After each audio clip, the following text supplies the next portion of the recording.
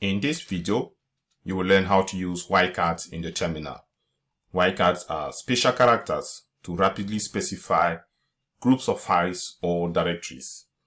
Sometimes you are working with a very big project and you want to have a snapshot of everything that is in the directory. You use the asterisk command. Or you want to look for files with an extension.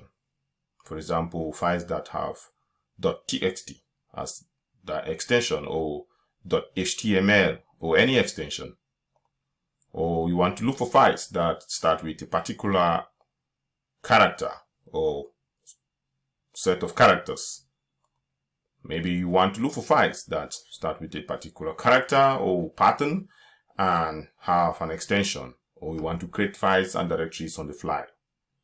In this video, we will be using commands that you have already learned: how to create directories, how to move files and directories, how to copy files and directories, how to rename files and directories, because we'll be using these on the fly. If you don't have knowledge of these, there is a link in the description below where you can follow that video. So let's head to the terminal and see how we use wildcards. For the purpose of this video, I have created some files that we can use. Let us list the contents of the directory. We have this directory. Now we've listed all the contents of this directory. Let's list the files that end with .txt. So we do ls.txt. What if we want to list files that start with data? So we can do ls data star. What if we want to see the files that start with data and end with txt? You see these files. Do we have files that start with a? We have one file that starts with a. We can also move all the files that start with .txt to a directory. Let us list the content of lesson 1.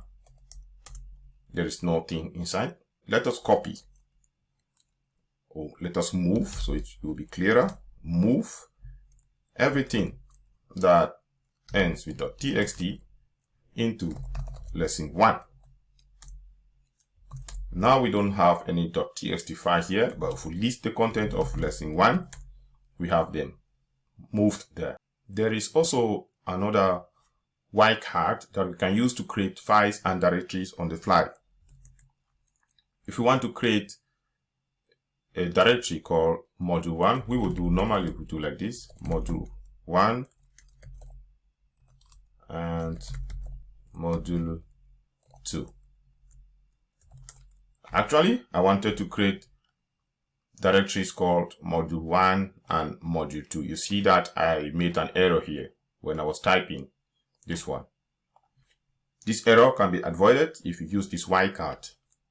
Let me take off those directories, recursively force it, and anything that have module.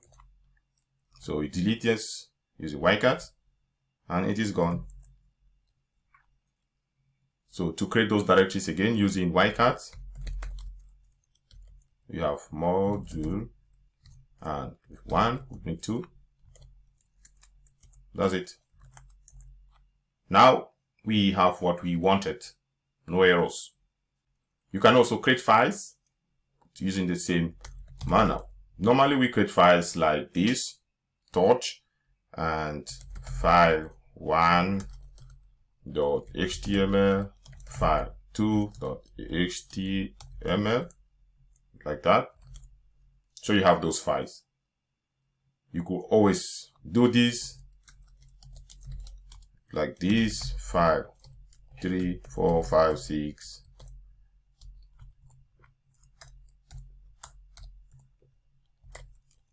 .html, like that, and you have those files created. Easy peasy. So there are many other wildcards that you can use. but this can get you started. So I hope this helps you in your work. Thank you again for watching. See you in the next video.